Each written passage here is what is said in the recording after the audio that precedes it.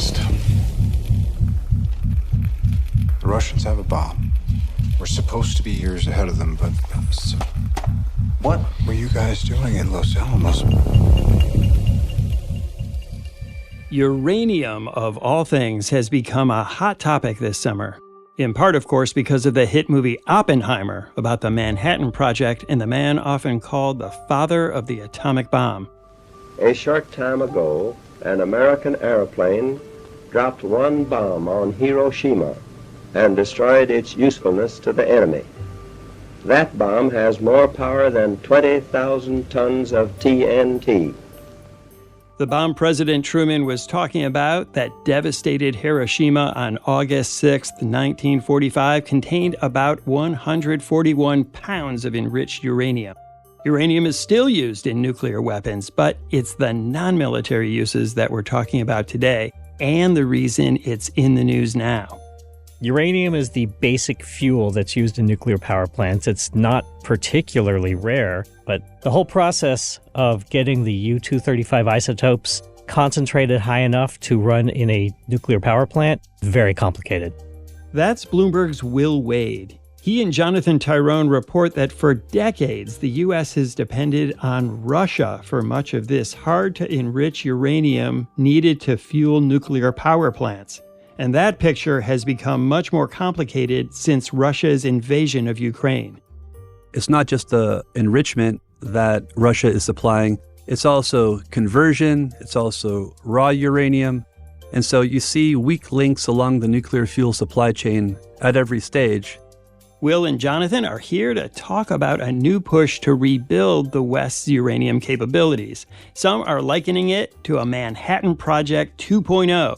But this time, for peaceful purposes.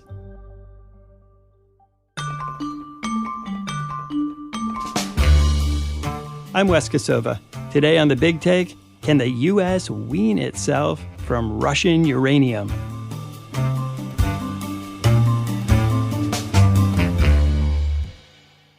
Jonathan, why is the U.S. dependent on Russia, of all places, for uranium? Well, it goes back to the end of the Cold War, and what happened was the U.S. began a commercial relationship with Russia's national energy company Rosatom, and it was called megatons to megawatts.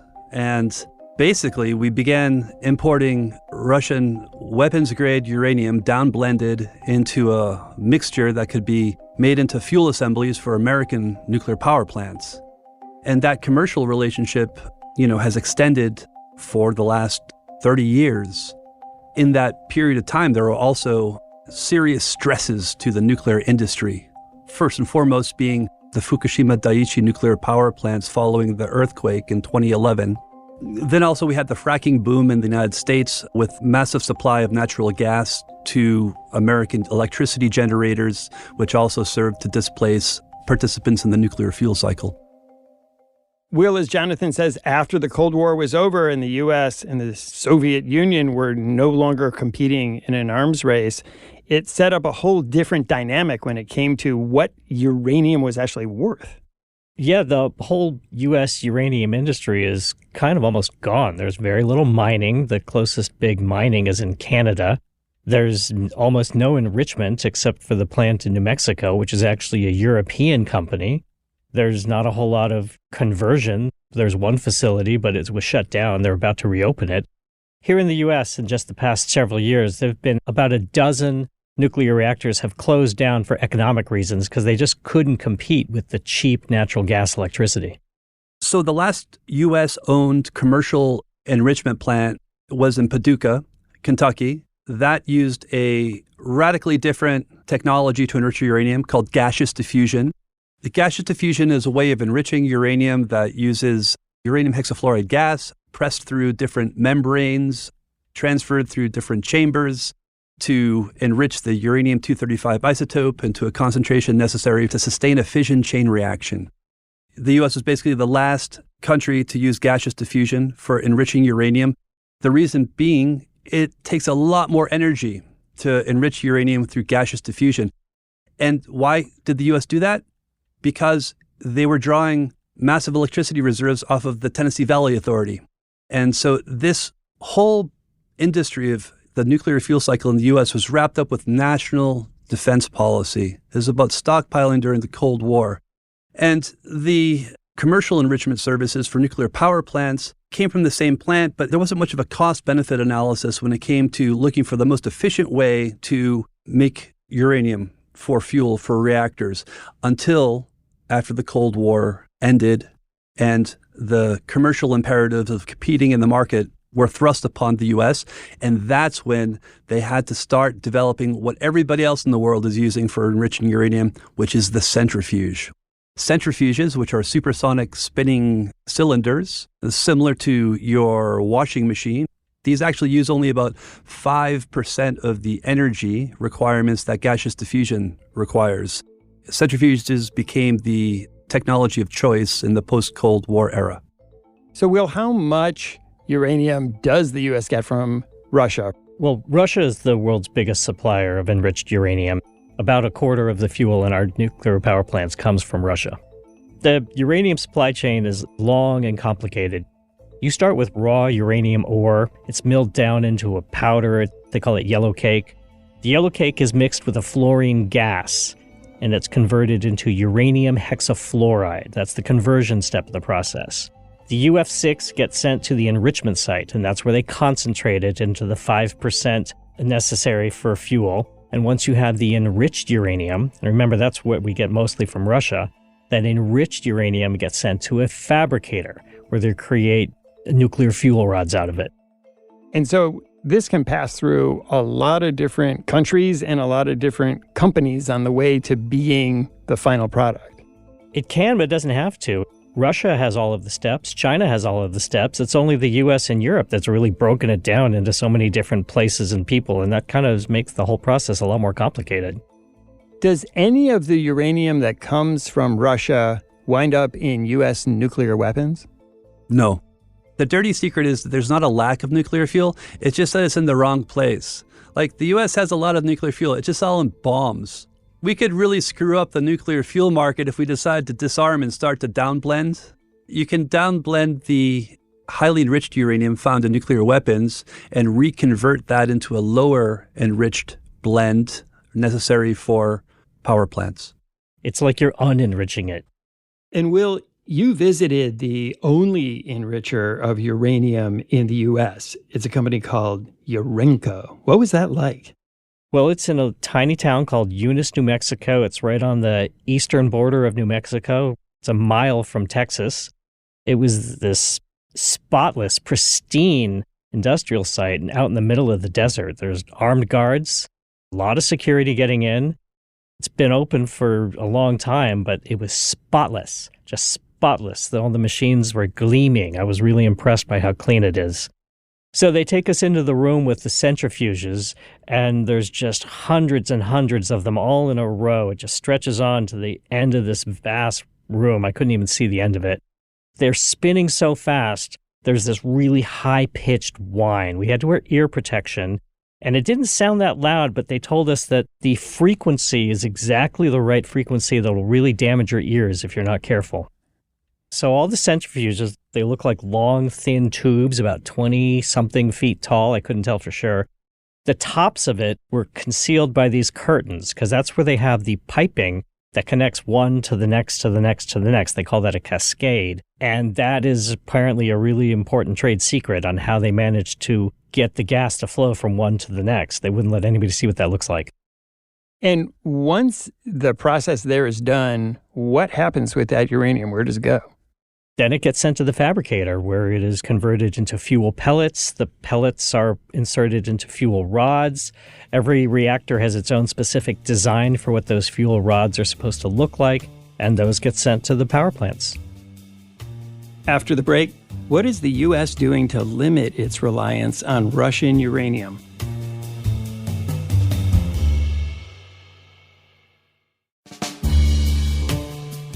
So, Jonathan, we've been talking about how and why the U.S. is so dependent on Russia for uranium. And now the U.S. government seems to have woken up to the fact that they need to change this. What are they doing? They're working with their allies to address this as a common security problem and not just a national security problem. there's different levels of concern. It's not just the U.S., it's also Eastern European allies, which, as former Soviet satellites, are operating about 24 so-called VVER reactors, which are almost exclusively fueled by Rosatom, Russia's national nuclear giant. So, I mean, that's a very acute problem affecting European power supplies. Then you move over to the North American supply chains, the nuclear supply chains, and there we see it's not just the enrichment that Russia is supplying, it's also conversion, it's also raw uranium. And so you see weak links along the nuclear fuel supply chain at every stage. So when President Biden met his Canadian counterpart, Justin Trudeau, earlier this year, they agreed to reboot a North American nuclear fuel cycle. Because of our shared prosperity is deeply connected to our shared security. In the past years have proven that Canada and the United States are not insulated from the challenges that impact the rest of the world. They subsequently went to the G7 meeting in Sapporo, Japan a couple weeks later in April. They convinced the UK and France to come on board. And the joint statement from Sapporo, they said that they want to push Vladimir Putin and Russia out of the nuclear fuel cycle entirely. Now, that will be pretty hard because, even during the darkest times in the Cold War, the U.S., for example, was buying titanium from the Soviets for their nuclear deterrence. I think the important point to recognize is that it won't be easy to knock Rosatom out of the nuclear fuel business. They continue supplying Eastern European utilities with the fuel they need for their reactors. And that business has, in fact, grown in the 12 months after the war began and continues to this day. But you know what? We should point out that they are starting to lose some of that business. Westinghouse, the U.S. nuclear company, just this year has picked up a couple contracts to supply fuel rods to those Eastern European reactors, and they're going to have to build a new design fuel rod to fit those reactors. And Will, you also write in the story that the Biden administration is pushing Congress to spend a lot of money to try to jumpstart the U.S. uranium process again. There's a push in Congress right now to create a domestic stockpile of nuclear fuel. It'd be kind of like the Strategic Petroleum Reserve, which is exactly what it sounds like. It's a huge amount of oil that's stored, and they release that oil to adjust pricing when necessary. And so the U.S. wants to have a stockpile of nuclear fuel just as a buffer against any kind of international tensions. You said earlier that Russia has their entire uranium fuel cycle in their own country. They do it from beginning to end, and the U.S. doesn't. What will it actually take for the U.S. to get that same capability? It would take long-term commitments from customers. I especially remember talking to the head of Converdyne. That's the company that does conversion, the process of turning the yellow cake into UF6. He said that they'd be happy to do it. It's not that complicated, but it's not that cheap. He'd need long-term commitments, like long-term means about 10 years, from about 10 customers to justify really going into the expansion in a way that would be big enough to displace the Russians. To have that many customers, would that mean that the U.S. would have to really ramp up its nuclear energy? It would mean that the utilities that operate nuclear power plants now would need to start signing contracts to buy all of their fuel from U.S. suppliers instead of international suppliers. And in fact, the people at Urenco in New Mexico told me that since Russia invaded Ukraine, their orders have gone up about 25% because their American utility customers have come to them and said, we'd like to start buying more from the United States than from Russia. And there's another dimension as well, which is more future-oriented, and it involves the next generation of American reactors foreseen. These are the so-called small modular reactors, which require a different kind of nuclear fuel, a higher concentration. It's called high-assay, low-enriched uranium. Rather than 5% uranium-235 isotopes, you're looking closer to 19.75%. And the reason is that if you're deploying more nuclear reactors that are smaller, you want to have to refuel them less often. And so the higher grade, the higher concentration nuclear fuel allows them to burn longer without being refueled. And right now, the U.S. is 100% dependent on Russia for high-assay, low-enriched uranium. And this is a key bottleneck that has to be solved right now, because if we want to be deploying SMR reactors at the end of this decade, then that part of the supply chain has to be solved now, because these are all long engineering processes. Factories have to be built, lines have to be built, environmental regulations, safety regulations. It takes a long process. So if we want to get it done by 2030, it has to start now. And you write that some plants that had closed down are now being reopened?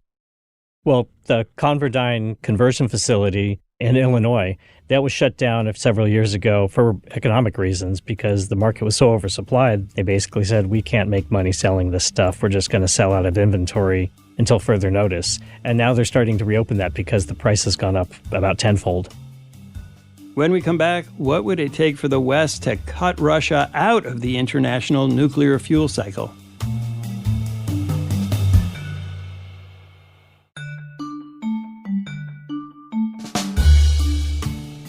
Niger's new military rulers are in a standoff with the West and some of their neighbors, refusing to hand back power to the man they ousted. Niger's coup leaders have closed the country's airspace until further notice. The regional bloc, ECOWAS, has said it wants a diplomatic and peaceful resolution to the takeover, but that no options are off the table. Jonathan, you write that the recent coup in Niger, which is one of the top uranium producers in the world, shows the geopolitical stakes of this business. What should other countries take away from what's happening there? So Niger is the sixth biggest producer of uranium ore in the world. It's a key supplier for France and other European utilities. The lesson of Niger is what companies call depth in defense. They need to have a redundant supply chain.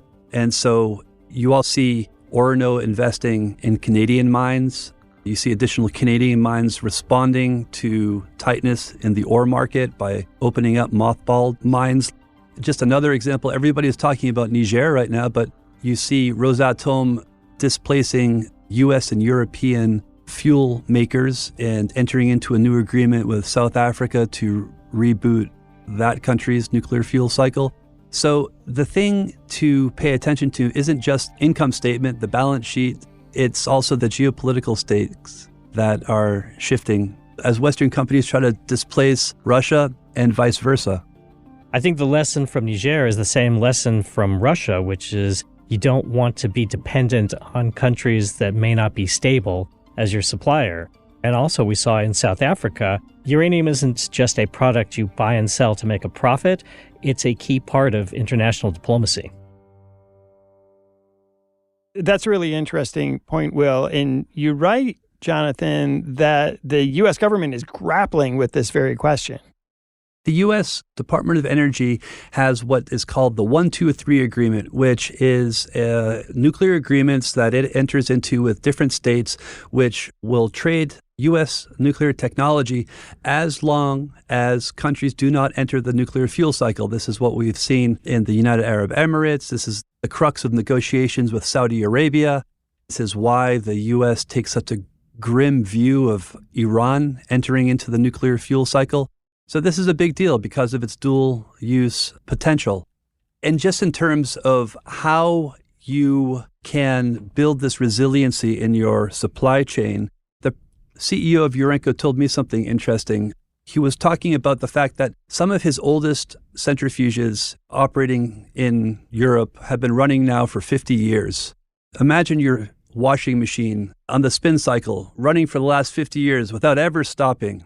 And those centrifuges, they've been running through 3 Mile Island, they've been running through Chernobyl, they've been running through the Fukushima meltdowns.